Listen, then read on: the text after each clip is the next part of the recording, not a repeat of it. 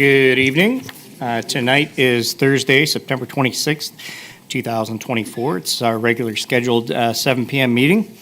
I will begin by welcoming everyone, and this evening we have our opening prayer by Father Mike from Our Lady of Victory Church.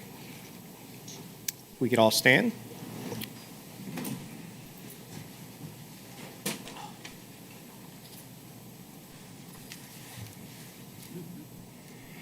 We stand before you, Lord our God, as once again you bring us together to do the work you have given us for the common good of your people. May your Spirit fill us with your wisdom so that all we speak and every action we take brings your care and concern, your peace and your calm, your justice and your truth to our collective deliberations. Dwell in our hearts and teach us the way we must go and how we are to pursue it. When we are weak, fill us with your strength. When we face our human limitations, allow us to lift one another up. Help us to listen to the others so that we may, together, find that common ground that benefits others. And may we always see the good in others and affirm that in word and deed. May we always find you in our unity so that we may journey together along the path you have called us. All of this we ask you, who are at every work, in every circumstance, place, and time, forever and ever. Amen. Thank you. We will now do the Pledge of Allegiance. I pledge allegiance to the flag of the United States of America and to the republic for which it stands, one nation, under God, indivisible, with liberty and justice for all. Thank you. Please be seated. Madam Clerk, please call the roll. Jonathan Bolus. Here. Adam Bozick. Here. Jessica Epstein. Here. Mary Gutman. Here. Donald Pavlik. Mr. Pavlik is excused. Ted Roy. Here. Nick Rubino. Here. Thank you. There's 6 of us present this evening. Moving on to item 4, correcting and adopting the previous meeting minutes, 9/12/24 council meeting minutes. Motion to approve. Second. We have a motion and a second. Any discussion about the minutes? Hearing none, Madam Clerk? Adam Bozick. Yes. Jessica Epstein. Yes. Mary Gutman. Yes. Ted Roy. Yes. Nick Rubino. Yes. Jonathan Bolus. Yes. Minutes were approved, 6-0. It's at this point in the meeting, though, I'm going to make a motion to reorder tonight's agenda. We would like to move item 8, agenda additions, and we will move up item 7 as well. We'll probably start with item 8, followed by item 7. We'll move that up to item 5, basically, and then we'll continue with our agenda as stated. So I'm going to make a motion to reorder the agenda to move item 8, 7 to item number 6, essentially. So, we have a motion and a second. Any discussion? Hearing none, Madam Clerk? Jessica Epstein. Yes. Mary Gutman. Yes. Ted Roy. Yes. Nick Rubino. Yes. Jonathan Bolus. Yes. Adam Bozick. Yes. All right, that passes 6-0. Next item on the agenda is financial reports. We have none this evening. Does the administration have anything to add? No? Thank you. All right, moving on to item 6, which is now community input. I believe we have a representative here this evening, Lashanti, if they would like to come and speak about the 10-day Hindu celebration.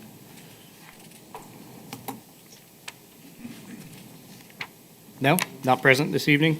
Well, just to let you know, it looks like it was going to be taking place on October 3rd, or it will be taking place October 3rd to October 13th. All right, moving on to item 7, which is now agenda additions, which will be Councilman Roy. We'll start with you. Go ahead, sir.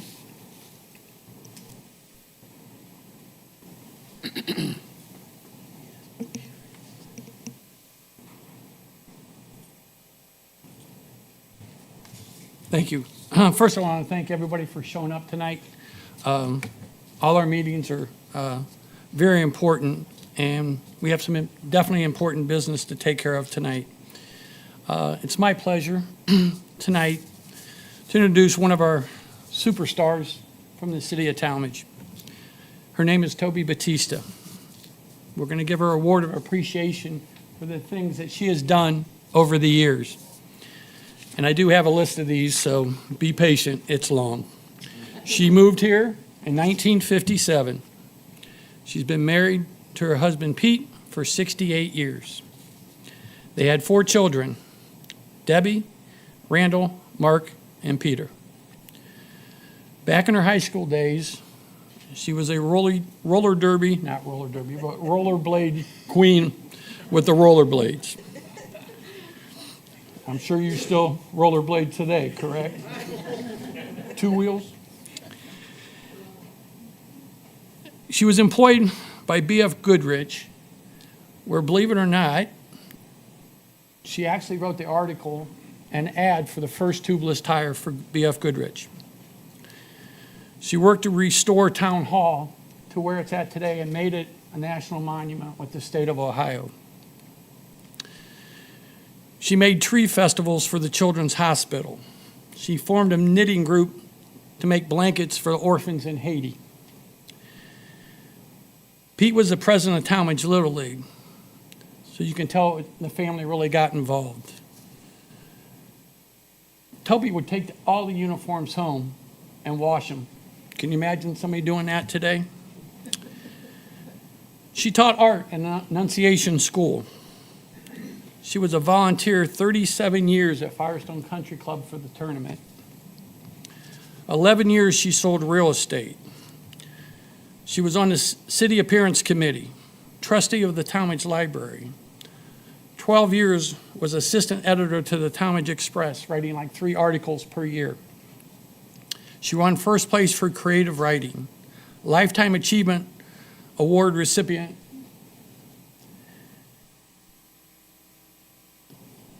She's also a member of the recording secretary for the Prime Timers. And probably the most things she was known for was her lemon lime Saab convertible she used to drive around Tallmadge. I'm sure you guys probably remember that. As you can see, she was an outstanding citizen, which we have many in here tonight. But tonight, it's my pleasure. I'm going to bring up Allie Briding, who's the president of Prime Timers, to read us a poem that Toby wrote some years ago. Allie, you want to come forward for us?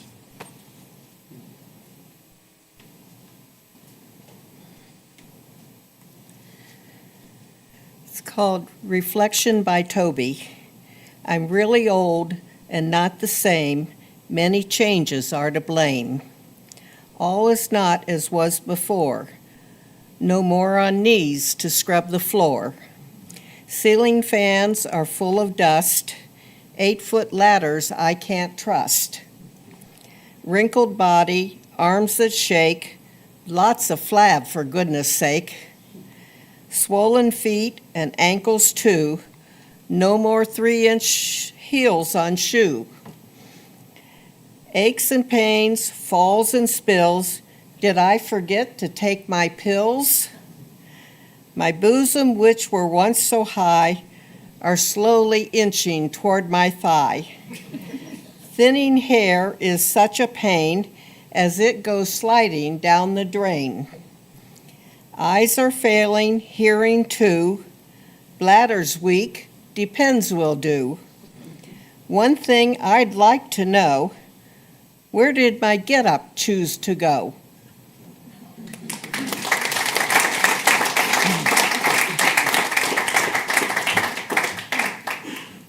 Thank you, Ellie. At this time, I'd like Toby, if you will come forward She did ask if she could have a few minutes to talk about all her success here in Tallmadge and how proud she is of this city. Thank you.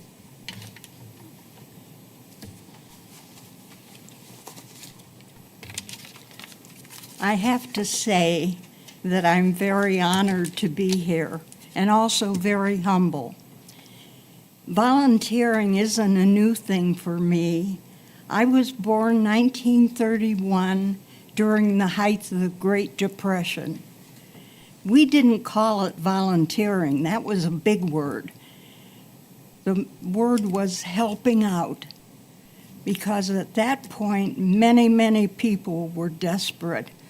My father was a businessman, and our 4-block area, he treated sort of like hospital triage. Whoever was the most needy got the help the fastest. Tallmadge has been a part of my life for 68 years. Any contributions that I have made to this city were one reason only. I love Tallmadge. Tallmadge has been so good to our family. And you have to just think of all the good that Tallmadge has to offer. Our children went to excellent schools and received a great education. Tallmadge sponsors so many events for the citizens. I've worked with more mayors than I care to remember and councils, and have always received nothing but all the help that they could possibly give. As Ed said, we moved here and bought a lot on Martindale Drive, which was part of Jacob Martin's dairy farm. We were the only house that was built for over 2 years, so it was kind of like the little house on the prairie, because we were out in the middle of a field. Now, many changes have been made to this city. I will say all but one of them was a very, very good thing, and we'll get to that. I don't know how old, I've got to be decades older than the rest of you, but I remember the trains that traversed 5 of the 8 streets around the circle. If they chose to stop, sometimes you sat there for an hour, unless you knew all the shortcuts, which I did.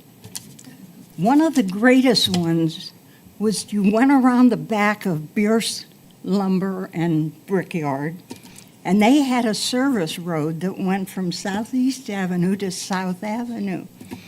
So I was taking this shortcut, and one of the older workers who knew me very well gave me the eye, and I said, "I'm looking at the bricks." The next time I saw Lou Bierce, who was a very good friend, Lou said, "Toby, how do you like my bricks?" And I said, "Your bricks are outstanding. They're all perfectly formed." Bumpus Drug, who was a tiny drugstore, and if you remember, they had a soda fountain at one time. And if you got a prescription filled, you got a little lime Ricky, which was a green drink that was sort of bubbly, or a small Coke. Now we're going to talk about the one thing that I really regret, and that was the loss of the Tallmadge Express. The Dix brothers in Kent established 3 satellite papers: the Hudson Hub, the Stowe Sentinel, and the Tallmadge Express. Donna Gill was hired as editor. I was co-editor.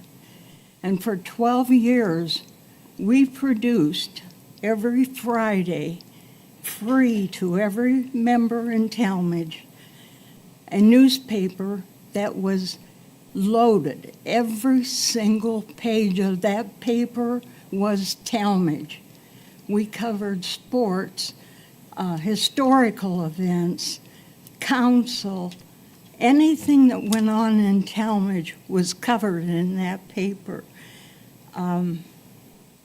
Changes were made, and the paper was taken over by Associated Press, who brought in national news, news from Akron. You were very, very fortunate if you had one little item in that paper about Tallmadge. Ultimately, it did go out of business, but I regret greatly that that was done. Now,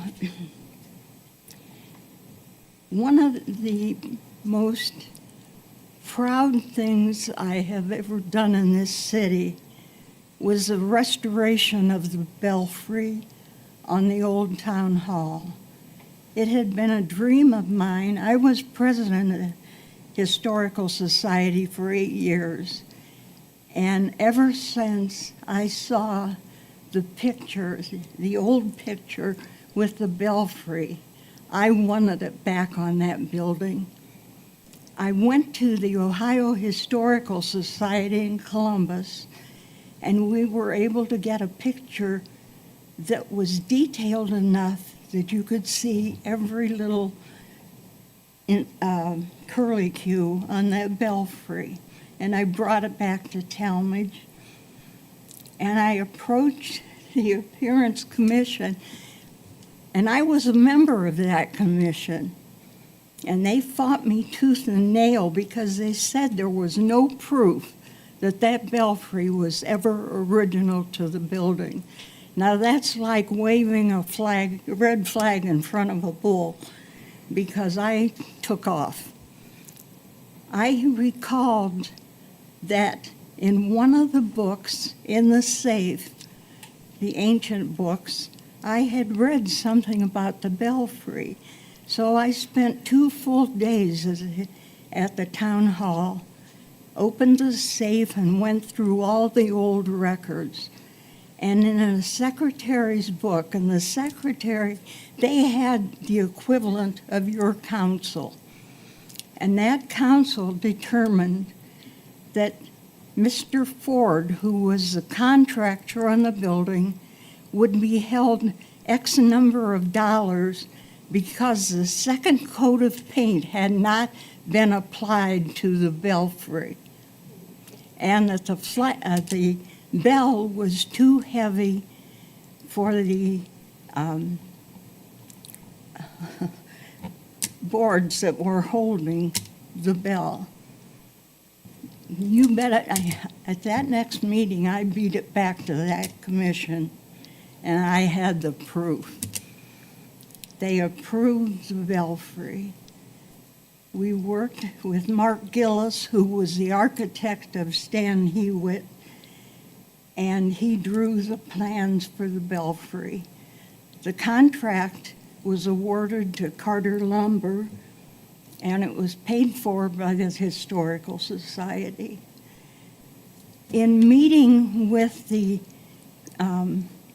craftspeople and cabinet makers over the time it was being constructed at Carter, the men who were working on the belfry said they couldn't wait to get to work because it was the neatest thing that they had ever built. And they were so proud of it.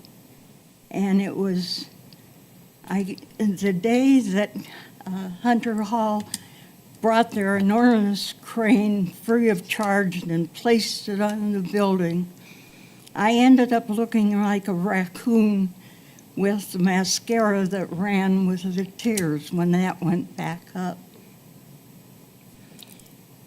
Now, I've done a little bit for the city. Now I'm going to ask you to do something for me. And you're all powerful. I know that you can accomplish this because you're dedicated people. And I'm sure it's happened to you. Many times I'm sitting in a line on West Avenue, approaching the circle. Last week, I was there 14 and a half minutes before I got to the circle. During that time, a clown sped down West Avenue, put on his blinkers, and somebody left him in. Now you're looking at me and you probably think, well, she's sort of a nice person. Wrong. If I'm within 2 or 3 car lanes of that circle, I don't let anybody in. They can sit there till their wheels fall off. The one exception is if I notice that the license plate is out of state, because they've got enough problems on that circle. They don't need me glaring at them. I had a thought, and I think it will work. You know, the street department has that stencil for the left turn thing that says only. How about putting one further up the left lane, and then just before you get to the circle, put a left lane only. That will force them to make a left there, and we know that they're not going to the ATM, because I have watched them head out onto Northwest Avenue and then speed around the circle, and I'm still sitting there mad. So with all the power you have, I'm sure you can consult and contract with somebody to get me that arrow. That would really make it also worthwhile. Again, thank you for this great honor. And, you know, even now, when somebody puts out a message for help, that they need volunteers, I think, I can do that. And then my knees and my back and my brain said, what are you thinking? You know that if you do this, you're going to be hurting for the next 5 days. Don't even think about it. So I think that my volunteering days are pretty much over, but thank you for everything you do for the people in Tallmadge. And as I say, this is with a work of love. Thank you. Oh, Stand up here so I can see it.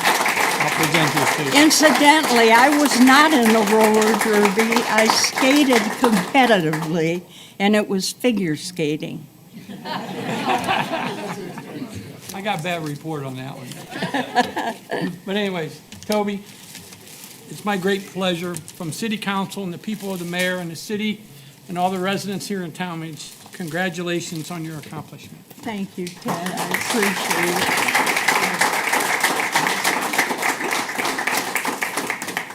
All right, you want to get some pictures real quick? Put your flowers and get your picture.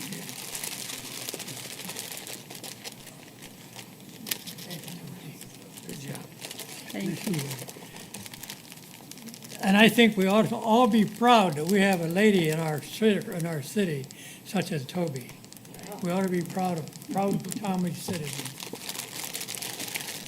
Okay. Thank you, Anna. Get some quick pictures here, and then we'll get back to the agenda. Thank you, Councilman Roy, and wonderful stories about Tallmadge while they're taking the pictures. And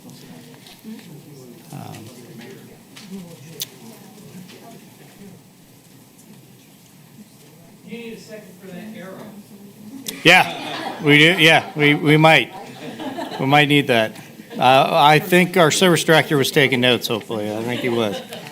So.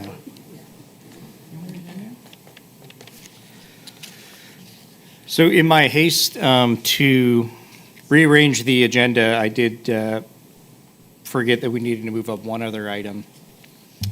Is it too late to try to reorder that? I was going to move personnel up. Take another motion. All right, thank you. We'll wait until Councilman Roy gets back to do that.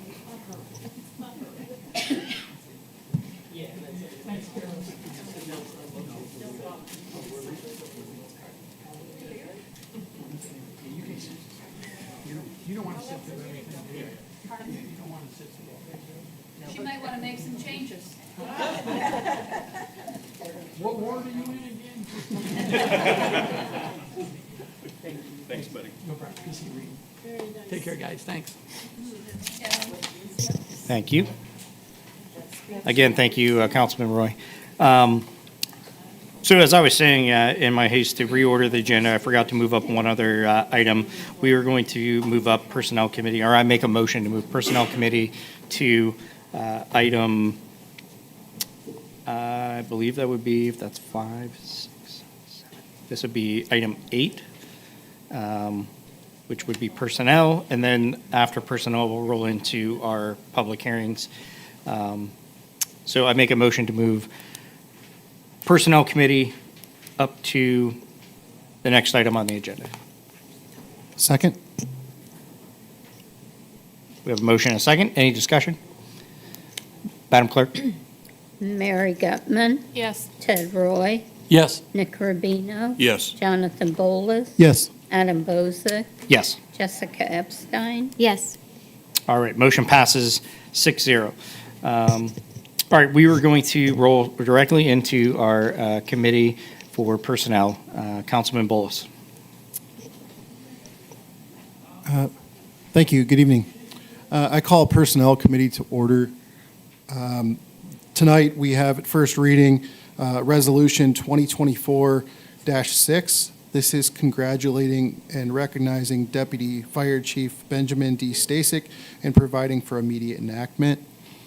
And just going into this resolution, just wanted to read through, Mr. President, if you had not, I was just going to read. Oh, okay. All right. Just wanted to read through the resolution a bit so everyone understands. The Deputy Chief was a recipient of the 2024 30 for the Future Award presented by the Greater Akron Chamber. And this award recognizes professionals aged 25 to 39 who demonstrate exceptional leadership, diversity, and dedication to our region. And the Deputy Chief served as the Tallmadge, served our community since November 1st, 2006 as a part-time firefighter, since September 23rd, 2008 as a full-time firefighter, and since July 20th, 2015 as our Deputy Fire Chief. And congratulations, Ben Stasek. Thank you. And in addition to the resolution, I'm also going to give you a certificate of recognition. But I just wanted to tell a quick story about Ben. And so Ben was just newly appointed as Deputy Fire Chief. I was working at the Tallmadge Recreation Center, probably only there for maybe a year or two. And Ben and I got to meet each other during a training course through the American Heart Association Certified First Aid and CPR instructor course. That was really my first interactions with Ben, and Ben was more than knowledgeable in everything, and I was very new. I'd been through some first aid CPR training in the military, but I was very new to this, and Ben kind of like took me under his arm and or his wing and just kind of led me through the training as we did that. But over the course of several years, Ben and I, we worked together on training every single rec center employee. We even conducted hands-only CPR training for the citizens. And we eventually started doing some life-saving techniques through a nationwide campaign called Stop the Bleed, if I'm not mistaken. It's called Stop the Bleed. So these were all things that, obviously some of those were part of his daily duties, but, training and coming in for a 6-hour course for rec center employees to help me train those individuals. I don't think he really had to do, he just liked to do it. And so from a professional standpoint, Ben was always there for me in training. And, I cannot even think of a way to measure the impact of those trainings, only to recall that I know for sure there were several X Center employees that were able to provide life-saving techniques to members. And if that's just a small number of those lives that you've helped impact, I can't imagine what you're doing within the fire department and those individuals you're training there on a daily basis, and the impact you're having there, and the greater impact that you're having on our community.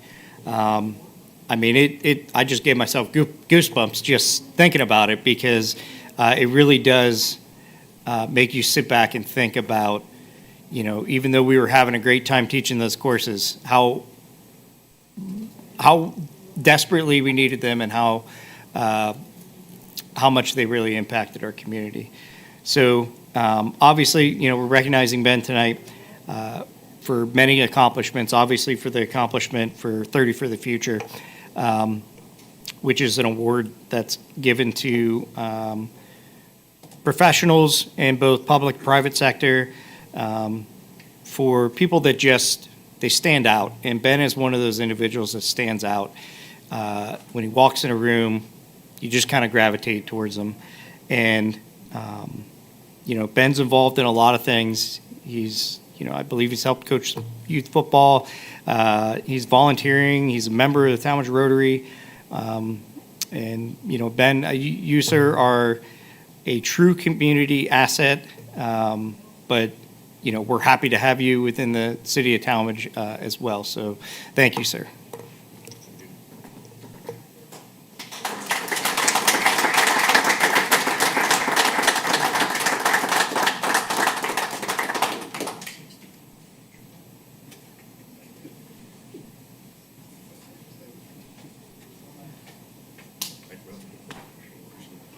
You want to say a few things?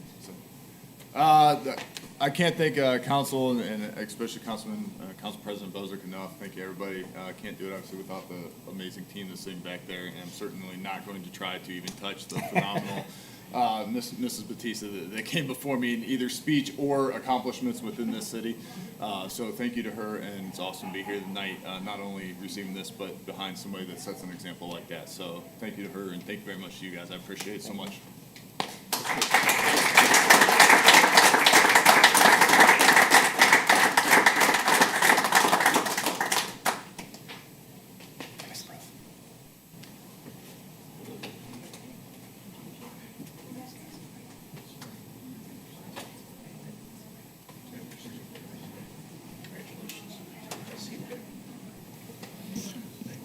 All right, we'll continue on Personnel Committee. Again, we have the resolution 2024-6. Do I have a motion and a second? So moved. Second. I have a motion and a second for ordinance or resolution 2024-6. Any further discussion? Clerk, please call the roll. Ted Roy, Yes. Nick Rubino, Yes. Jonathan Bolus, Yes. Adam Bozick, Yes. Jessica Epstein, Yes. Mary Gutman, Yes. All right, we have a vote of 6-0. Resolution 2024-6 passes. That is all the agenda items we have for Personnel Committee this evening. Are there any additional items to come before Personnel? All right, thank you. I'll close committee. Thank you, sir. And thank you, council, for being flexible this evening and moving everything around. So moving on to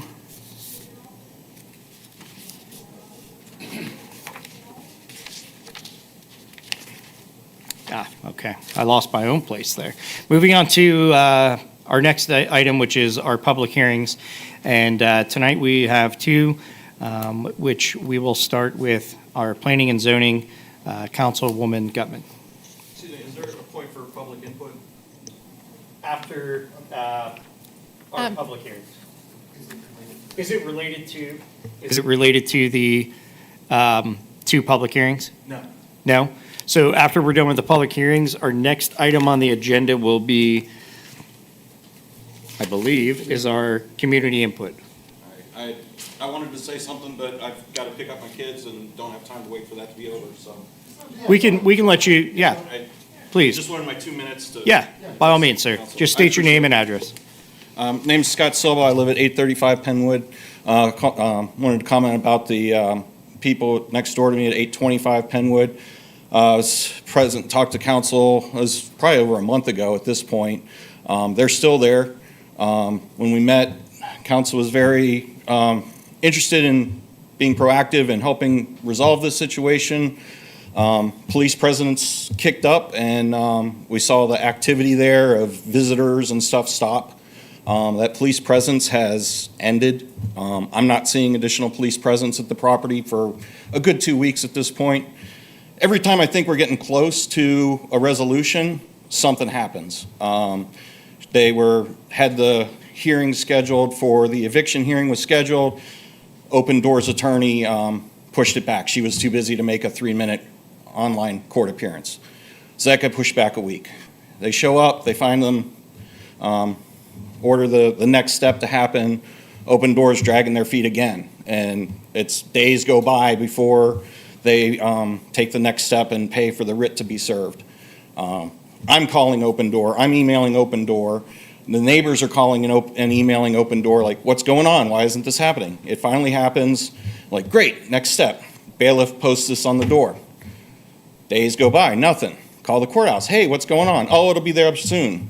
I emailed the assistant law director today. Hey, could you check on this for me? You know, I know you've got contacts. I've had communications with her before. I don't hear anything. One of the neighbors contacts the courthouse. The writ got lost. And the judge will try to get the judge to sign that tomorrow and then get posted, hopefully early next week. And then it'll be a week after that before they're out. So it's just constant. Every time I start to think I can relax and not have these criminals next door to me, these guys that was accused of rape, that assaulted people with a gun, that they found stolen guns on their property, I'm ready for these guys to be gone, and I don't feel like the council has been there to help us like they indicated they would be. I don't get the impression the council is taking action to make sure that Open Doors taking the next step, that the courthouse doesn't lose the paperwork. So those were my comments. I'd like to know why the police presence has stopped, and I know that's what's within the control of council. Thank you, sir, for your comments. And to answer your question, it was to the best of my knowledge, and I'm sure most of council, that the eviction went through the process within the courts. As unfortunate it was, it did get pushed back a week. That is no control of ours. That's in the court system. As far as the police presence, I think that's probably better suited for the administration to speak of. But to answer your question, I was unaware that the writ got lost. It took the citizens calling to find that out. Sure. So, I mean, I don't want to make excuses for others, but things do happen. But I think now that at least I'm aware, we'll continue to push to get this resolved. I just wanted to add, I also was not aware of that, and the last update that I got on this was just a few days ago, and saying the magistrate granted the eviction. So, but I'm speaking for That was over a week ago, and the next step hadn't happened yet. And again, just to reiterate, that's all court. The court has their process that they go through, and so that's all court stuff that the city does not have any involvement in. I understand that. It's just that we, the citizens, have elected people to represent us, to look out for our best interests and look out for the safety of our citizens. But we're the ones having to do that advocation completely. Every time I take my foot off the gas, something gets messed up and it gets delayed. So I'm doing everything I can to keep my foot on the gas, and I'm not happy that it's me having to do it. Yeah, and I'm sorry, sir, that you're feeling like this. I cannot even imagine what you're going through. I'm very sorry for this. I do know that the police, they still have their presence, but they're not overly conspicuous at this point in time. The But I will- conspicuousness is what keeps the activity from happening. If Okay. I don't know they're there. Right. These people don't know. I don't want them to get caught doing something. I don't want them to do anything to hurt Right. my family. And we will have that discussion, and we will get Great. that increased again. So thank you for letting me know how you're feeling, and we will get that worked Great. on, okay? Thank you. I appreciate you giving me the opportunity to speak. I appreciate it. Yes, Thank sir. you. Thank you for coming in. All right. Going back to our agenda, during our public hearings, Councilwoman Gutman. Thank you, Mr. Bozick. I will call planning and zoning to order. We have before us tonight ordinance 2024-54, amended on 9/12/24, third reading this evening, amending the zoning map by rezoning the property of the applicant Brady Bissonette for Living City Farms LLC, Scott Myers owner, located at 683 North Avenue, parcel number 6000949 and 695 North Avenue, parcel number 6000803, consisting of approximately 8.03 acres from R3 Residential District to R1 Residential District, and approving the general development plan. It is 7:42 PM, and I'll open the public hearing for ordinance 2024-54. Is there anyone in the audience who would like to speak in favor of amended ordinance 2024-54? If so, please come to the podium and state your name and address for the record. Thank you. Is there anyone who would like to speak against ordinance 2024-54? Okay, hearing none, then for the second time, is there anyone who would like to speak in favor of ordinance 2024-54? Hearing none, is there anyone who would like to speak in favor of or against ordinance 2024-54? Okay, thank you. It is 7:43, then I will call the public hearing for ordinance 2024-54 closed. And then, has everyone had an opportunity to review the criteria for the zoning change, and is there any further discussion regarding that from council? Okay, I would say for myself, I have nothing further to add from my comments from the previous meeting. Same. I've reviewed all the materials that have been provided to us, and I have no additional comment. Thank you. Okay. I have, Mr. Busick? yes, so I have just a couple of quick questions. In doing some, I don't want to use the word reconnaissance, but just driving around and looking at the area and looking at the street on Craig Drive, and then doing some research online as well. In my research, I came across some things that I was just kind of wondering why these things were the way they were. So, and I have some photos. If you want to just, I'll throw them over. So, in doing some research online, these are pictures basically from like Google Maps, the Street View. So this is Beechler, which is a dead-end street, and we have several poles with the red triangles at the end of the streets. There's another one at the end of Strecker. You can see the address there. In the end of the street there has one, which is understandable because half of it's a driveway that goes into the property there, and I believe that's another property as well. Here's one on North Village View Road, one right in the center. This one's actually looks like a fence of some sort. This is the north end of Craig Drive, and this I found interesting. So this is on the south end of Craig Drive, but in Google Maps, they give you a Google Street View, and they have an archive of previous maps, and this is from July of 2014. And you can see that there's barricades that go all the way across the end of Craig Drive as late as, or as early as July of 2014, so about 10 years ago. And if you were on a live view of Google Maps here, you could span or scroll to the left and you would see a property over here where there's currently a home sitting, and that home's being built at this time. So there was no home over here at all to the left. Honestly, I didn't scroll to the right, but I believe that house was already there. So my question is, between July of 2014 and where it stands currently, which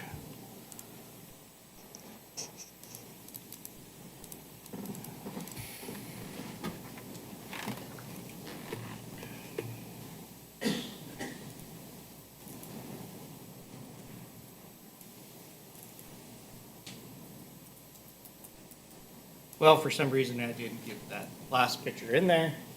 But where it stands currently, there's one barricade, or I'm sorry, two of those red signs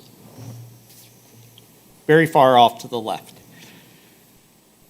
And the end of that road has now access with a gravel driveway at the end of that road onto that property. So, and I'm glad we have Helene here because I had a question regarding driveways and procedures on how, if as a resident on my property, how I can put in a driveway. What steps do I need to take? I was wondering where you were going with this. Took me a second, but we got there. Okay, first of all, my name is Helene, not Helene. I'm I'm sorry. not a hurricane. So let's get that straight. But all kidding aside, so to get a driveway, you need a right-of-way permit.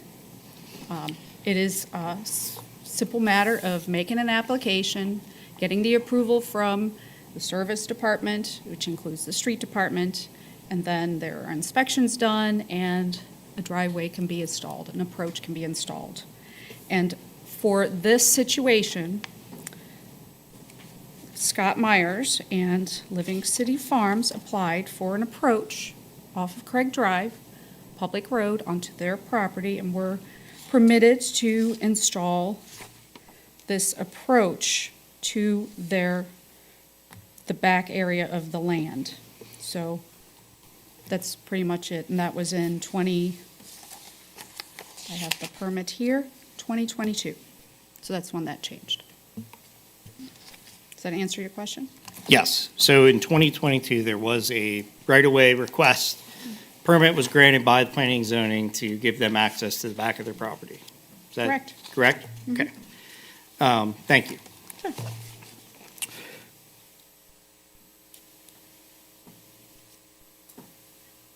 As I'm thinking here, sorry, I'm finished writing.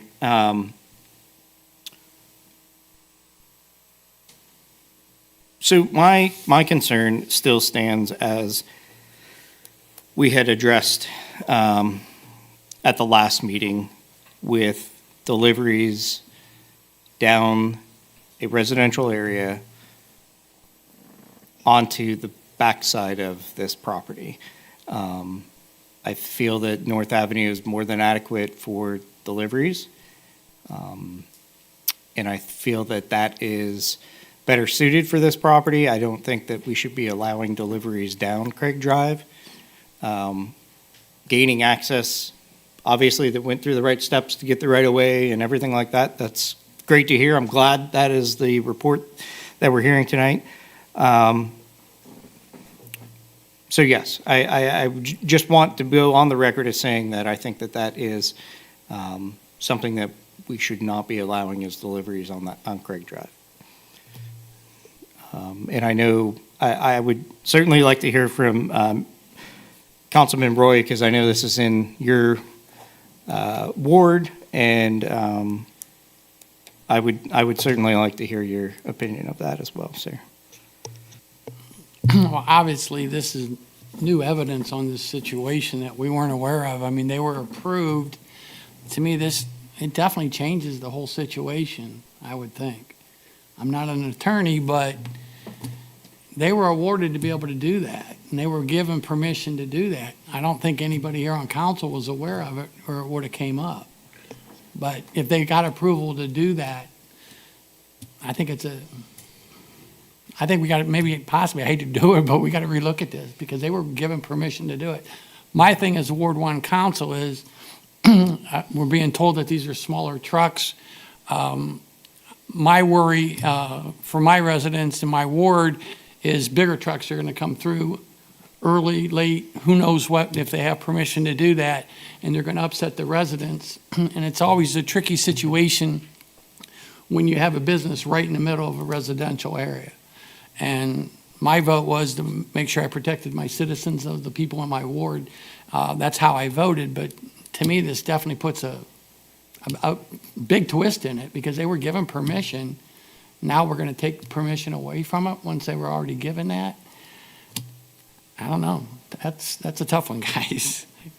We might need to open that back up. Councilman, yeah, and we- Changes. I think that where I'm still sort of lingering on this is, it's great that they got permission to put that driveway in and that they continue to do things properly.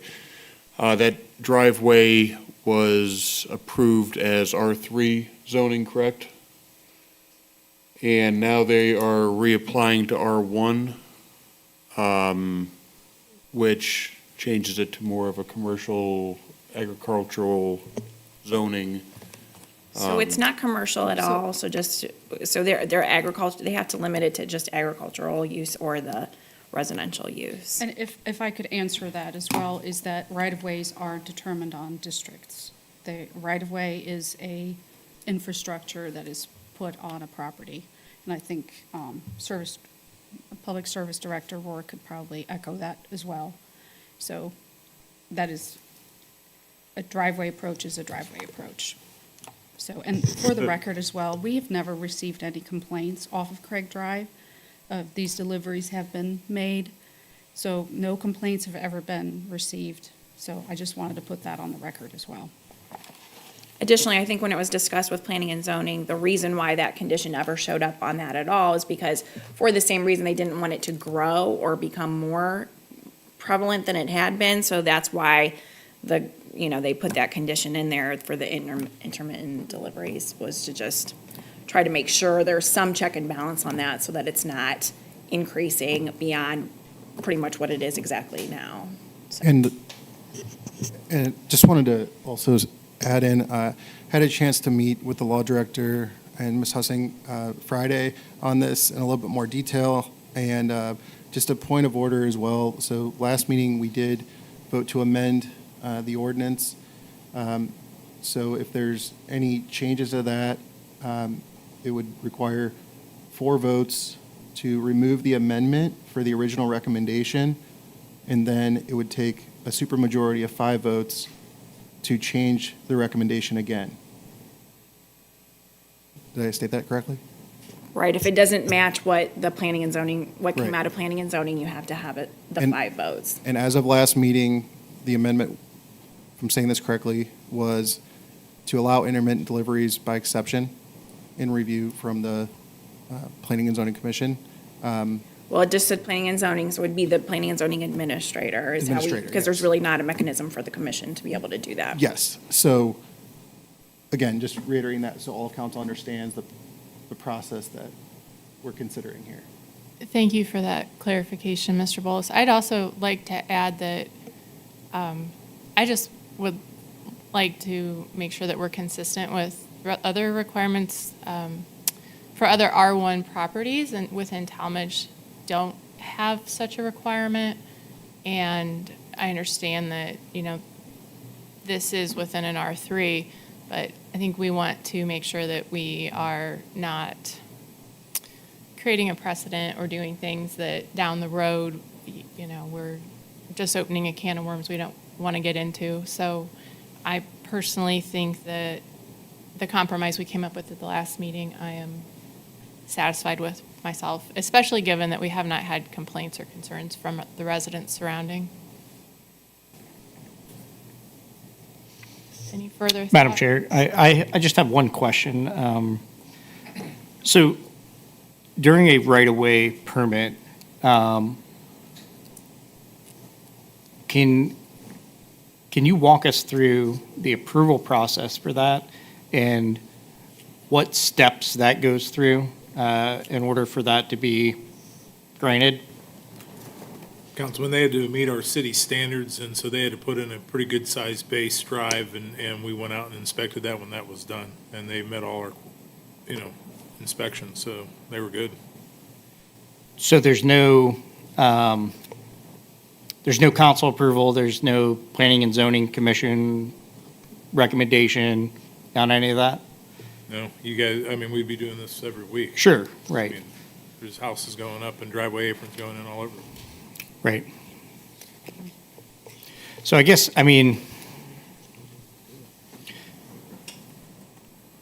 it puts us in a tight spot, honestly, because, and this isn't, obviously, we want it that way. We don't want to be approving right-of-ways here in council, but when a request goes through for a right-of-way and it's granted, and then this is brought up to us later for a change,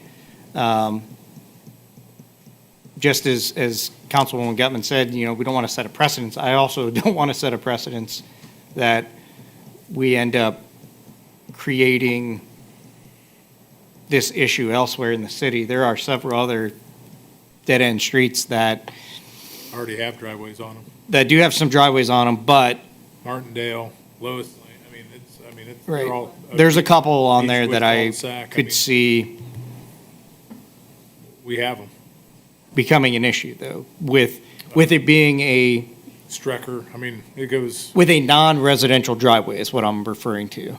So a non-residential driveway, for instance, there's a farm in town that abuts several dead-end streets that may or may not eventually want access to that, and they may or may not be getting deliveries at some point for purposes of their agricultural use of their land. So that's my only,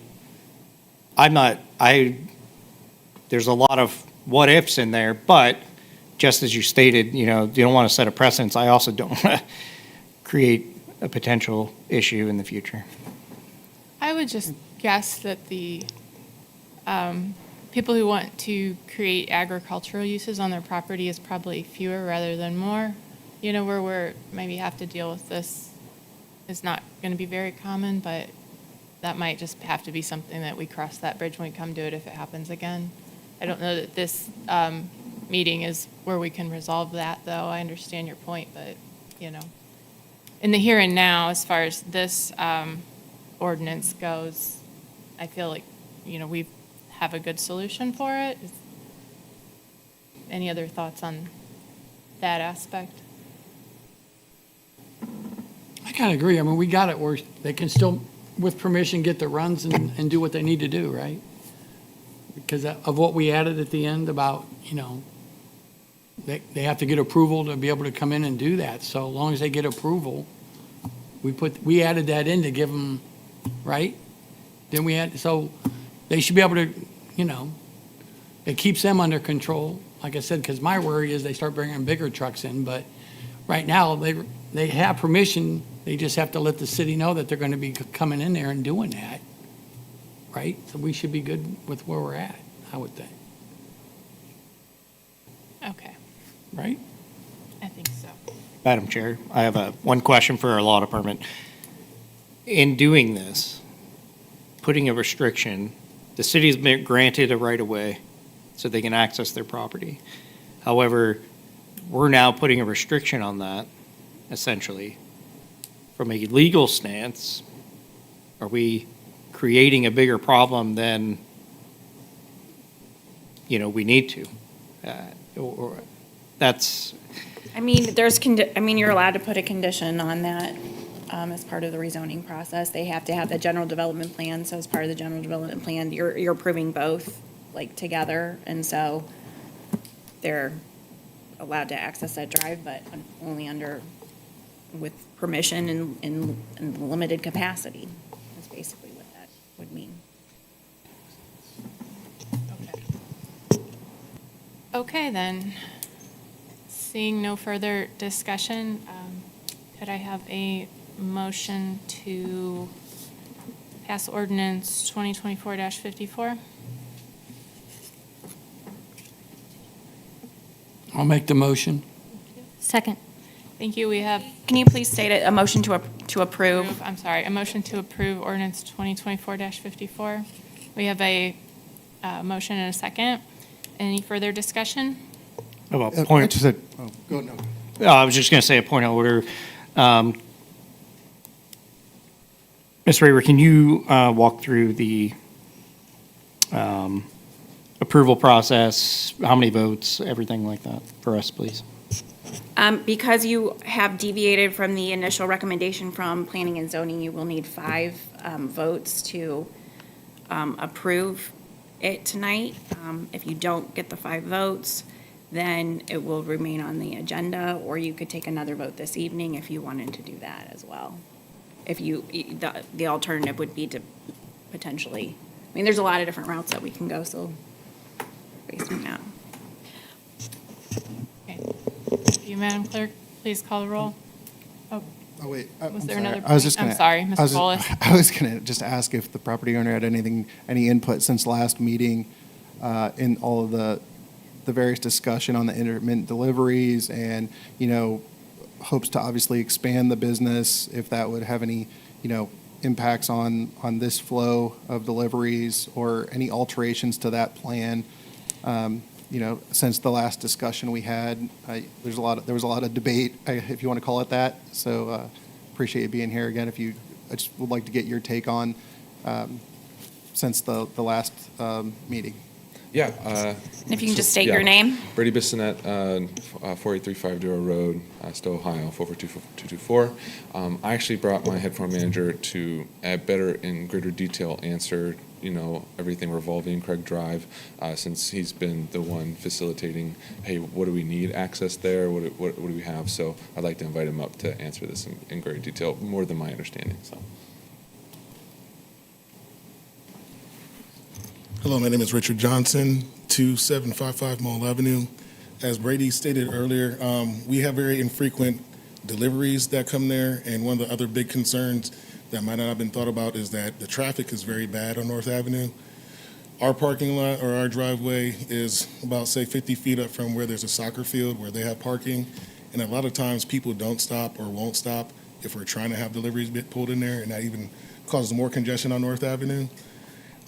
So that was the main reason why it was recommended that we have that passage made in the back of the property where Craig Drive rests. And like I said, we have about 4 to 6 deliveries, maybe say 2 to 3 in, say, May, and then maybe 2 or 3 in August. But that's just really the pattern of what deliveries we would have, and we wouldn't be looking to have bigger vehicles because obviously the space would not be able to accommodate a bigger vehicle. So that is just pretty much what we have to say about the issue. Thank you. Are there any questions? My name is Dan Sarvis. I'm a friend of Scott Myers, the property owner, and he asked me just to read 2 statements to council tonight, if I may, on his behalf. He said, Dan and I have been friends for more than a decade. I'm Dan. He says, we resonate with each other on what makes a good place organization. We've both completed permaculture design courses, and we love preserving historic buildings, especially Western Reserve era Greek Revival buildings.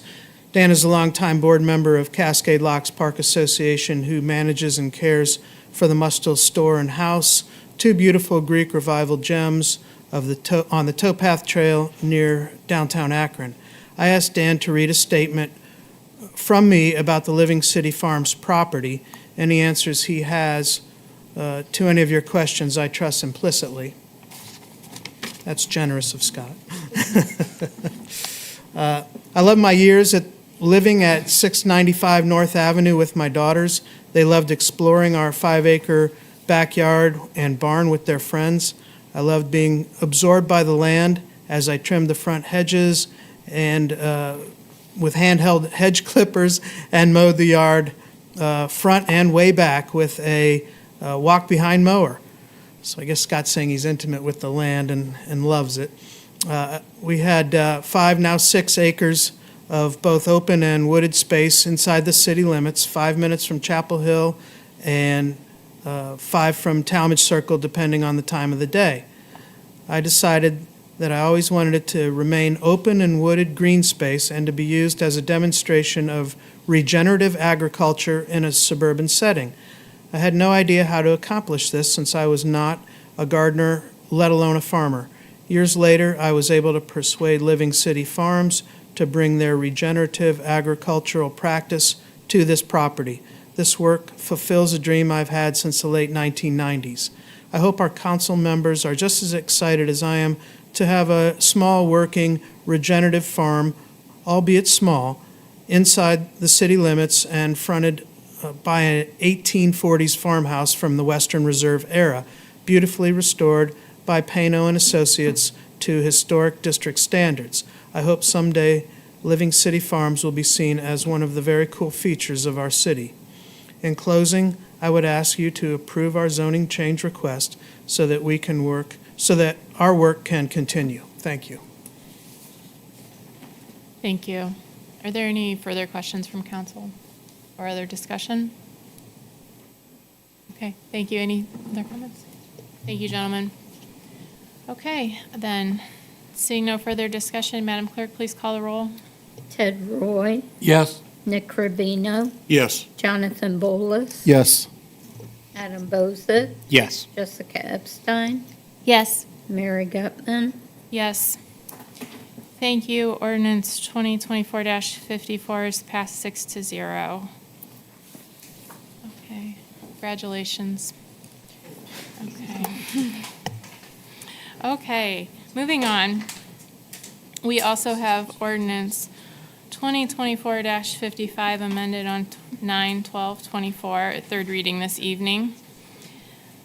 That is amending and supplementing Part 11, Planning and Zoning Code, Section 1104.05, Use and Regulation Tables, Section 1104.07, E2.1, Use Regulations, Adult Use Cannabis and/or Medical Marijuana Operators, and Appendix A of the Tallmadge Codified Ordinance, and repealing Tallmadge Codified Ordinance, Chapter 766, Medical Marijuana Cultivation, Processing, and Retail Dispensing. It is now 8:08 p.m., and I will open the public hearing for ordinance 2024-55. Is there anyone in the audience who would like to speak in favor of amended ordinance 2024-55? If so, please come to the podium and state your name and address for the record. Okay. Is there anyone who would like to speak against ordinance 2024-55? Okay. Hearing none for the second time, is there anyone who would like to speak in favor of ordinance 2024-55? Hearing none, is there anyone who would like to speak against ordinance 2024-55? For the third and final time, is there anyone who would like to speak in favor of or for against ordinance 2024-55? Okay, then it is now 8:09, we'll say, and I will call the public hearing for ordinance 2024-55 closed. And once again on council, if everyone has had an opportunity to review the criteria for the zoning changes, would anyone have any additional feedback or comments or questions? I do not have anything myself beyond the discussion from last meeting.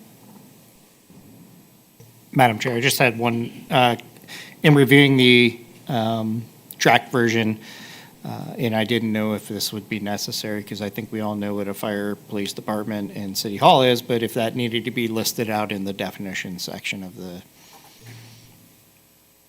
code. I think we can use the plain meaning of it to ascertain where those locations are. All right, thank you. Thank you. Thank you. Okay, then let's see. Yes, could I have a motion to approve ordinance 2024-55 as amended? So moved. Second.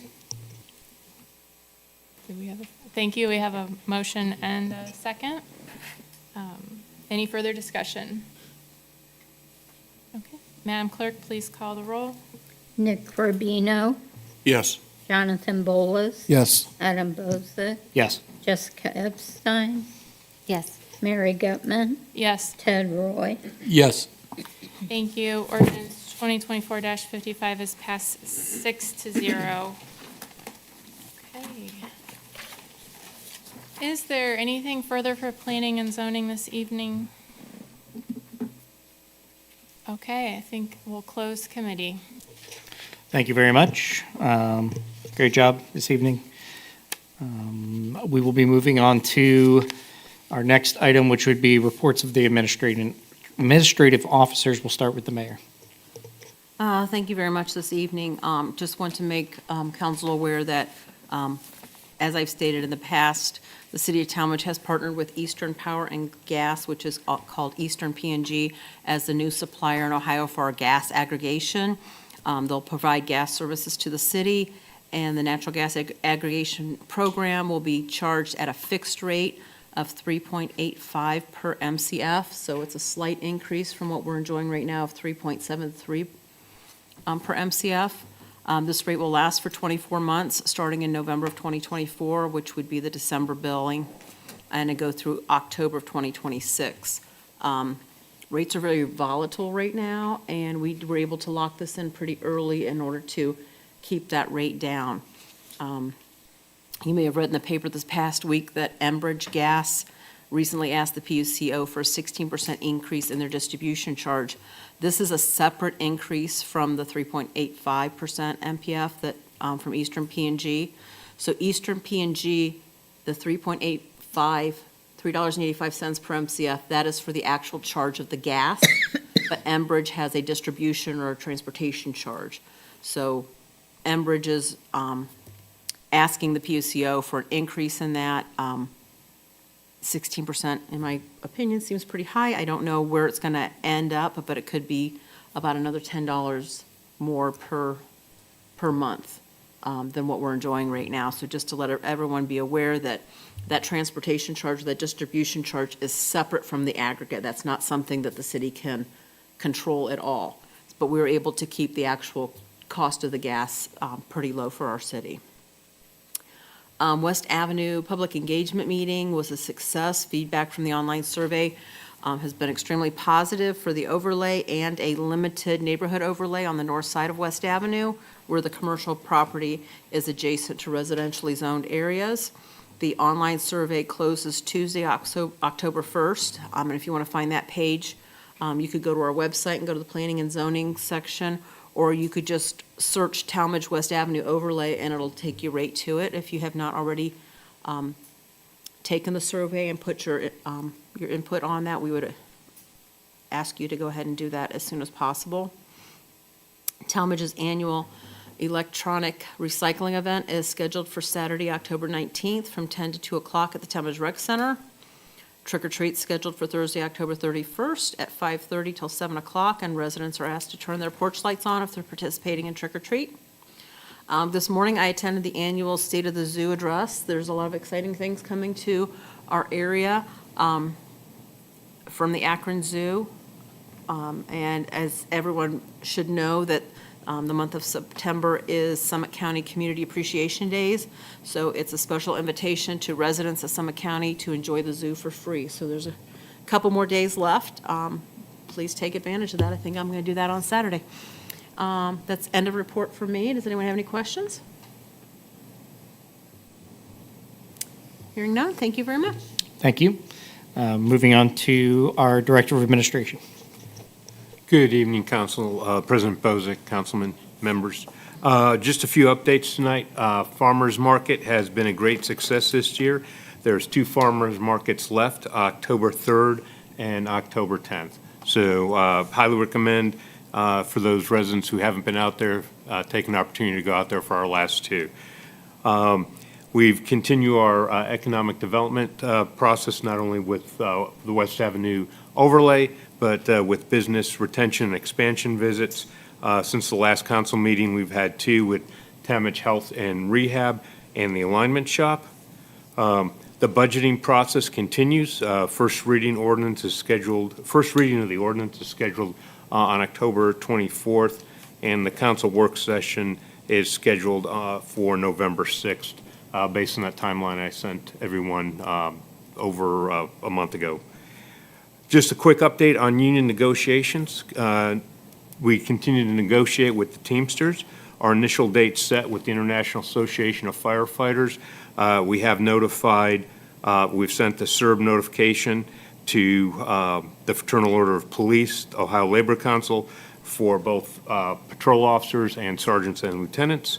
And we've also sent that for the Tallmadge part-time firefighters. We're working on dates to set those, we're working with the unions to set those dates for the ones where we don't have dates. Pending your questions, that completes my report tonight. Thank you. I do have one question in regards to the economic development.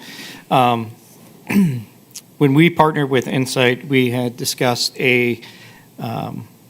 some sort of review of the current real estate market within the city of Tallmadge, commercially, obviously, and if they were going to create basically like an inventory of vacant spaces within the city, and kind of what that looks like for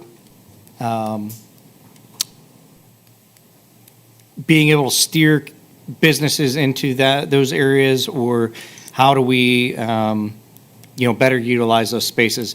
Has that been accomplished yet, or I guess where are we at with that process? I'm going to have to go back and talk with Insight about that. That was something that must have occurred before my arrival. I do know that they have, they keep a ongoing awareness of what's available. For instance, Councilman Bolus asked us about a certain company in Tallmadge down at Six Corners Southwest, and we have worked with that company and provided them several options to relocate in Tallmadge based on a database that they have available properties. As far as providing us a report, I'm not aware of that, but I do know that they do have data along that line. So I can look into that and get back to you prior to the next council meeting. Thank you. You're welcome. And I apologize, I didn't mean to catch you off guard with Oh, the no, question. that's I fine. just, as you were talking about it, it sparked my memory on it. And I think there was at some point, there was just basically a general question or a request of, create something that is visual for us on council, the public, just to be able to see and say, a tangible item to say, hey, this is a report that they've given us that we can look at and review and say, here's basically what we're getting our money for, more or less. Well, we're getting our money, Council President Bozick, for a lot of things. Sure. One of those things is absolutely connections. Something that your economic developers don't normally have is prior relationships with several builders and other developers. Through the team that we get through Insight, which is at a considerable cost savings for a economic developer based on our contract price and looking at what we'd have to pay a top-notch economic developer and benefits, we are getting a team of 4 different people on a regular basis supporting in different ways. One of those is assisting us with the business development, keeping track of these available parcels, not so much in a report. They have worked on a couple of products that were just about ready to launch that after I got here, the mayor and I talked and we decided to ask for a couple different projects. We're doing a handout when we do business retention and expansion visits, which is just general information. That's kind of a one-pager. The business owners, for the most part, are established or newly established, so they've worked with us in the past. For new businesses, we're going to have a pamphlet, actually it's more than a pamphlet, a small booklet providing information, opportunities, our economic development plans, not plans, but ordinances that we have that can support economic development. There's also one, it's a fact sheet. We've been toying with this one, just kind of a handout, multi-purpose use, just a handout on why you want to come to Tallmadge. Believe it or not, that's almost kind of the hardest one because you're trying to put everything in one page. That gives you statistics about the community, about businesses, transportation, those type of things. So that might be a little bit longer. But getting back to the relationships, the team that we have, we've had more contact with a business owner on West Avenue where we have a potential for development, depending on what happens with the West Avenue overlay. We've had more discussions with that developer this year than in previous administrations. And it's not because the previous administrations didn't try, it's all because of prior existing relationships. One of the senior leaders on Insight's team has been a developer, has been an executive director of a nonprofit, a major nonprofit museum here in the Akron area, and has taken that from a very good to a great level in his prior experience there. And part of that is through economic development, developing that property to make it a destination and bring people in. And those are the things that we're working with Insight on, with Round River Consulting, and what we'll be doing through our community engagement. So we're getting a lot more than just one document from Insight. So I'm pretty passionate about this. I can see vision among all of the council member, among the administration, where we want to take the city and improve West Avenue and all of Tallmadge. So thank you for my long-winded answer. I believe the mayor has a little bit more to offer on the document. Yes. So, yes, Insight has gone around through the whole city. They do have a list of vacant commercial properties that are up for sale or lease, and they also have they had somebody go around the city, and they said they got a lot of unique looks because they were also looking for just empty buildings that are not currently being listed for, that are available. So they do have a database together with that information, so we will make sure that once I'm sure they have it in a document someplace, we'll make sure that you get a copy of that. Okay? That'd be great. Thank you. Thanks. Thank you. And I mean, obviously, we know you guys are working hard at that. yes. And it's a very burdensome task to try to accomplish those things. And I do know West Avenue is obviously our biggest area of interest. I just want to make you aware, I don't know, last time you've been down through there, somebody had mentioned this to me as well. Just kind of the looks, the status of one of the buildings on West Avenue as you're heading up the hill towards the right. I won't talk about which one it is, but looks a little unsafe, basically. There's some items that are kind of hanging from the front of the building. So that narrows it down for you. So thank you. We can talk afterwards, sir. Sure.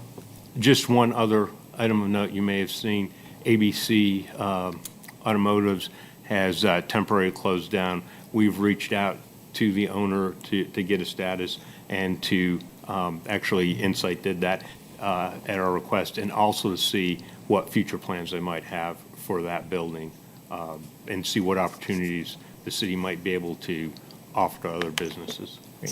Thank you. And if I may just interject, if there's property maintenance concerns, we do have, the property maintenance code does apply to both industrial and commercial as well, so you can direct those to Lane and Planning and Zoning. Yep. Thank you. Moving on to Director of Public Service. Good evening.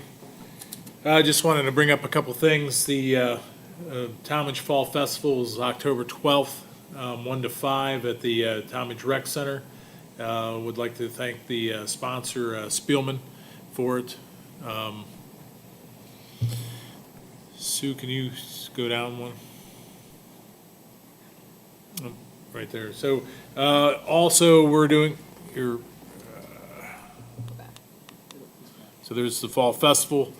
Like I said, I'd like to thank Spielman for doing the sponsorship there. That's great. We are also doing a fall event survey, so we always hear that, bring back the street dance. We want to do trick or treat on Saturday instead of Thursday night. We always hear all these things. We've had the fall event survey out since Circle Fest. It closes on the 15th of October. I'd encourage everybody to push this out. We'd like to know more, what you really feel, what you really think. What do you really want to see? Right now, we only have 200 people that have replied. That's not a lot when you think of the city being 18,000. So I really can't apply what those 200 people are saying that really merits anything. So push this out, unless nobody wants to see any changes. I personally like the Fall Festival, but that's me. I personally like the trick or treat on Thursdays, but that's also me. So if you guys take a chance, push this out. Perry Road crossover replacement, that's it right there, right off of Monroe. Started yesterday. We finally got the material. Picture to the left is the old galvanized. Remember, we went with a larger crossover, and you can see the saddle there, how much larger that is that we're putting in there. And it's an elliptic one instead of just a circular one. So 2 more sticks of pipe need to be put in. So there's 8 total. They got 6 in, 2 yesterday and 4 today. Quite a project. It's pretty deep in the ground. Company's doing a good job. Don't want to jinx it though. So it's moving along. And that's it for my report, unless there's any questions. Any questions for our Director of Public Service? I have a question, of course. The fire hydrant at the end of Washburn Yes. was taken out several weeks ago. I'm assuming we have parts on order or something like that. No, we just don't have personnel to put it in. Okay, I'm down to 2 people right now in the utility department. okay. So as soon as we get up to snuff, we'll put it back. But there's fire hydrants there that the fire department can use. Great. Problem is we're moving it behind the sidewalk. You hit it twice, it's time to move it. That was going to be my next question, if that was going to be moved. So Um, as soon as we get a couple people back, we'll get the fire hydrant back in there. Thank you. I appreciate that move because I myself have pulled a 26-foot trailer, and I purposely go as wide as I can because I'm in fear of hitting that hydrant. So thank you, sir, for that. My other question is the property at Northwest and Howe Road used to be a automotive muffler shop that we had approved recently for council to take possession of. What is the status of the, are we raising the building? Yes. What's, okay. Yep, we're applying for grants to take that down. Okay, great. And then in a previous council meeting, you had mentioned the MACA bathrooms and the use of the ARPA money and potentially using that for, I think, some road improvements. My question would be, is it, well, your statement, you had said something along the lines of not wanting to come to us to ask for additional funds above and beyond what, to make up the shortfall, basically. Are we short on the road improvement side? That would be, No, so keep in mind, the ARPA funds has to be used for something that improves the city throughout. Can't be just an individual. Road improvements would count. Right. So it benefits everybody. So $450,000 savings on general fund, not bad. sure. I guess my next question then, because of the approval process of those funds, does that need to go before council to approve the change? Oh, yes, Of the the finance project? director is coming back Okay. to you folks. And that's what I assume for this evening, because she's not here tonight, but, Yeah, I think she indicated that she would have that to you in the beginning of October. okay. I myself would be in favor of meeting that shortfall that we have for the bathrooms, rather than go through a process of approving a, obviously we have shovel-ready projects ready to go, but I wouldn't be opposed at all to meeting that shortfall for the restrooms. Just my opinion. I don't know if there's other members of council that feel the same. I agree.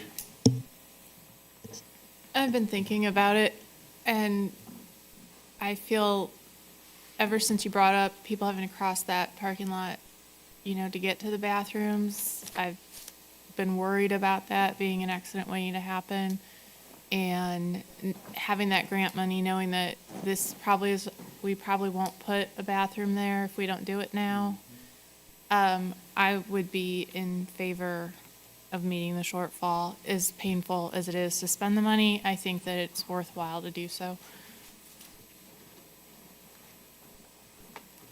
Something to think about, sir. Hey, something for you folks to think about. I mean, at the end of the day, if that's the route you want to go, I don't know, because at the last Board of Control, we did not, we rejected. we rejected all the bids. So how does that, do we have to go back out to bid? Go back out to bid. And there might be the problem. We're kind of running out of time on that, because we have to have that money spent. How many weeks do we need to advertise again? It's about A month? Yep. And I have to have that encumbered. Well, we have 3 months. I think it's achievable. 3 months, 4 council meetings. Should be fun. We can call a special one if we need to. And also remember too, the only location we could put those bathrooms would be right in between the one pavilion and the baseball field. So the one pavilion, the view that they would have when they're using that pavilion, if they would use it for the baseball fields, they would actually be looking at the restrooms. And they couldn't see the ball fields. Just also remember that. There's no way to move that. Not really. It's all right. I don't remember that coming up before. It'll be all right. I don't think If you that, can find someplace else it's- in there. I don't think it's ever going to get any cheaper to put these in. I think that it's a very good betterment to the community, and to your point, I don't like the idea of people and kids have to cross that parking lot. I think that we strike now while the iron's hot and get it done. Okay. That's what council wants. Great. That's what we'll do. I mean,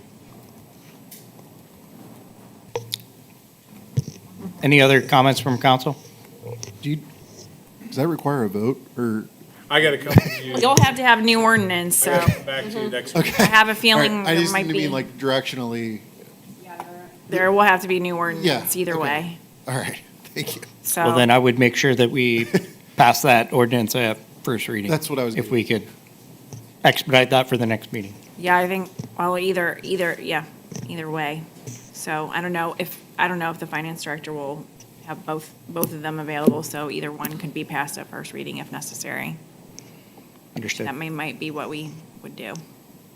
We'll do our part to make sure it gets through as quickly as possible. Thank you. Moving on to Director of Finance is not here. Any comments from administration? No?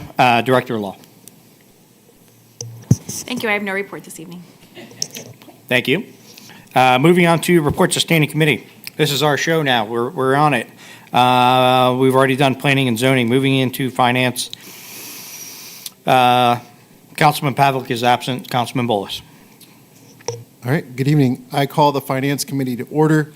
Tonight at second readings, we have ordinance 2024-57. This is authorizing the mayor to enter into a memorandum of understanding with the County of Summit and other political subdivisions for job creation, retention, and tax revenue sharing, and providing for immediate enactment.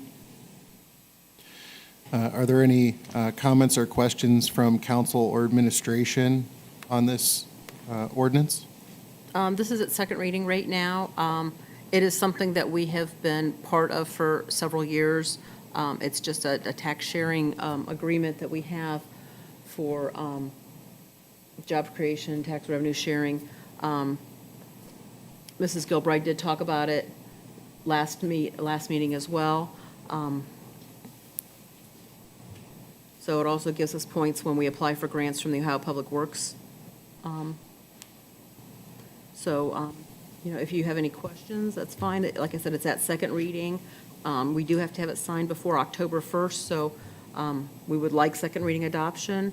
But if not, if you want to talk to the law director or the finance director about additional items, or if you have any questions that we feel that, you feel like we need to talk to her about, then we could probably go to a third reading, but I think we're ready to go. This is something that we've had for many years.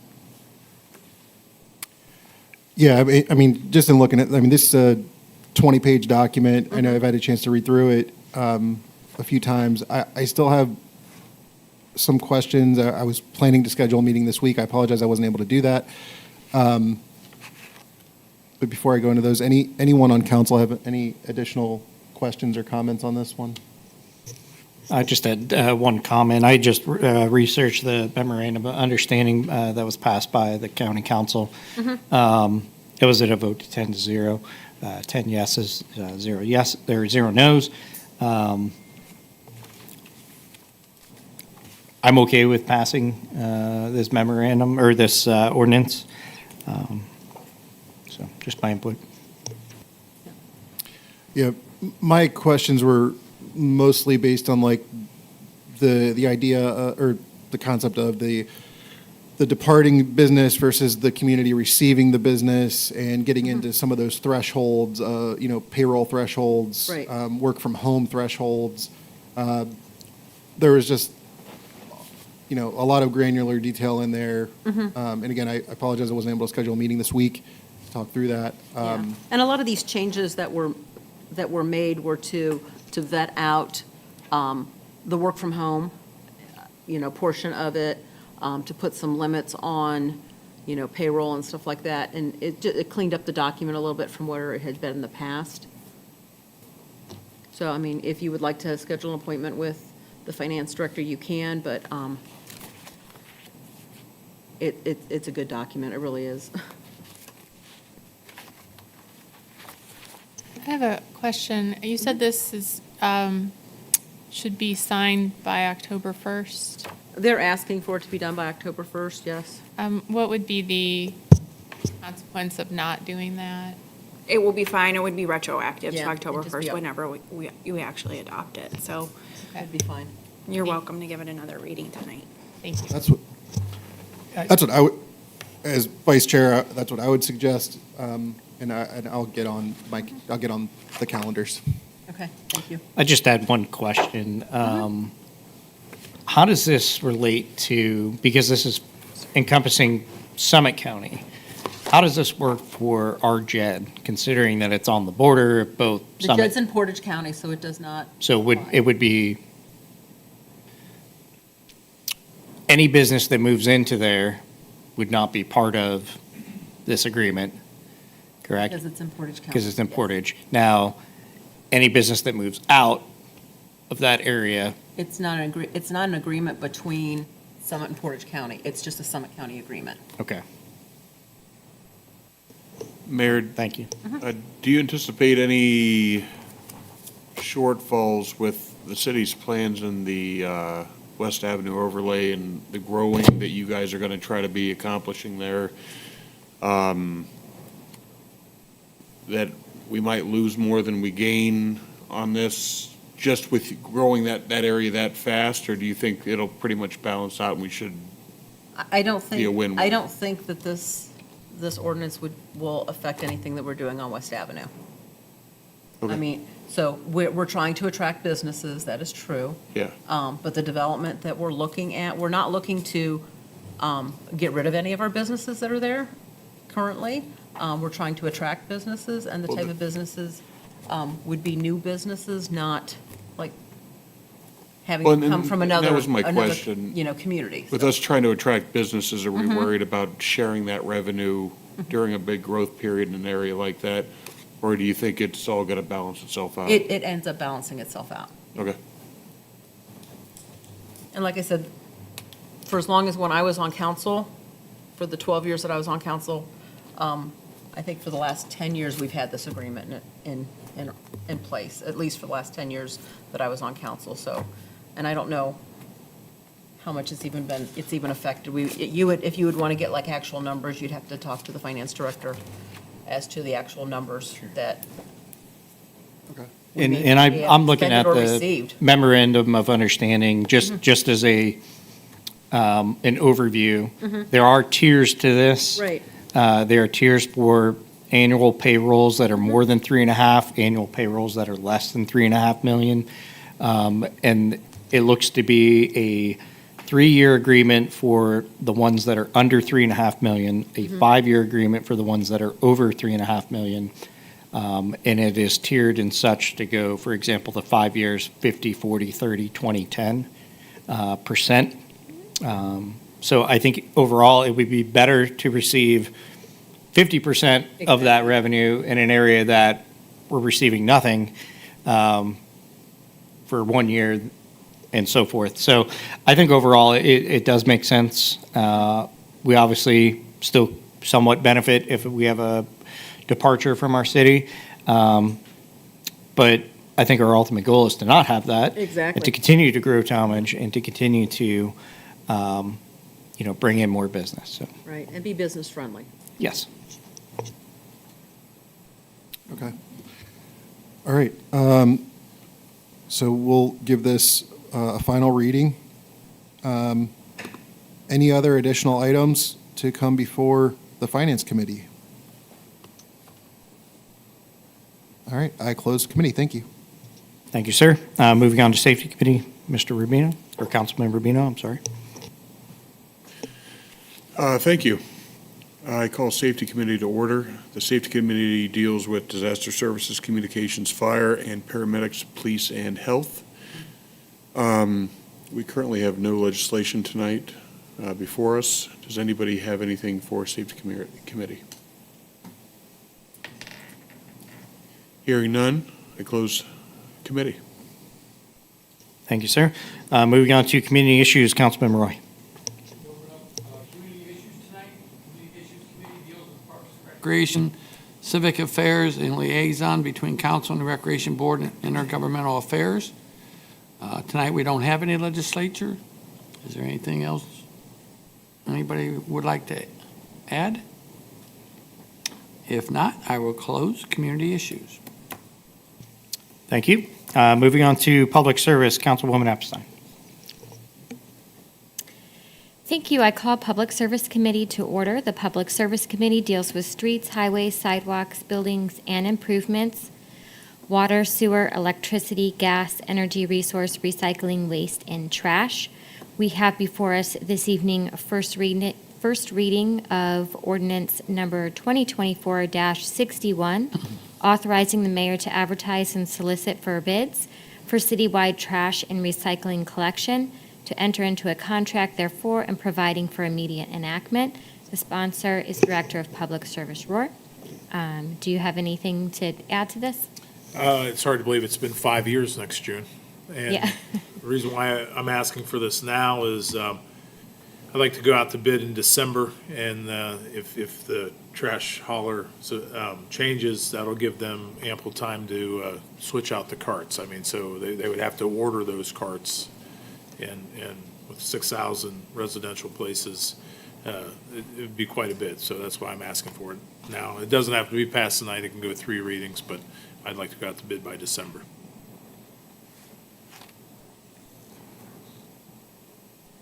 All right, is there any other discussion? Madam Chair, I just would like to make the comment that I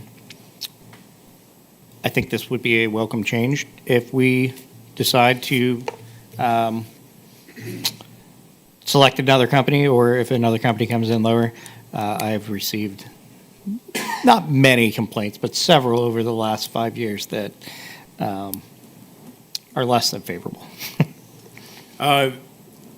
We've received about the same amount as we did with the last hauler, and they've drastically dropped off since COVID. I mean, that year of COVID, that was a bad run, but what a time to get a contract. So, the last 18 months, I don't know if we've gotten too many. So, we really can't say nothing bad about Kimball. When we changed over 5 years ago, it was because it was a better rate than what we were using before, right? They actually If was the lowest and best bidder. Okay. And the other thing that we're doing differently is the term of the contract has been extended so that I think at one point we had to make the changeover during the holiday season because it was the end of the year, it was the calendar year. And Mr. Rohr very skillfully determined that that wasn't the best thing to do moving forward. So this contract goes into that June timeframe so that we are able to do it in the middle of the summer instead of the holidays, so, in the middle of winter too, so. It was very good. And snow. Very, very well thought out there, Mr. Rohr. Thank you.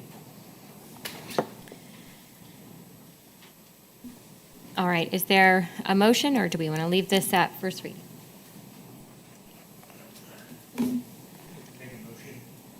Make a motion to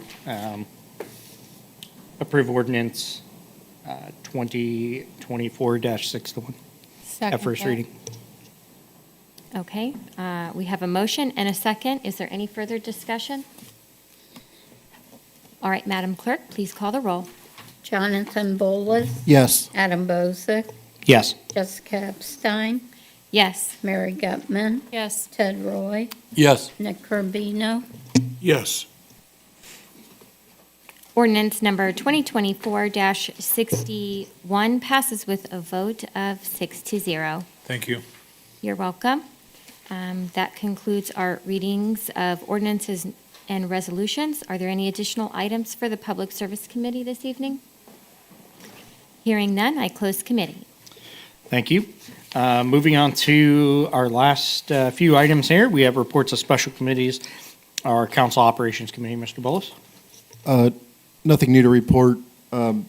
Just wanted to let the Director of Administration know I still on my radar to schedule a meeting to review the Ops Committee and the just preparation for the budget. So I'll get that on your calendar. There we go. Didn't have electricity in my fingers, I guess. If we could sit down afterwards, we can do that. I can pull my calendar and we can go through that. It's just, with so many different calendars, we need to do that in person or online or on the phone. Thank you.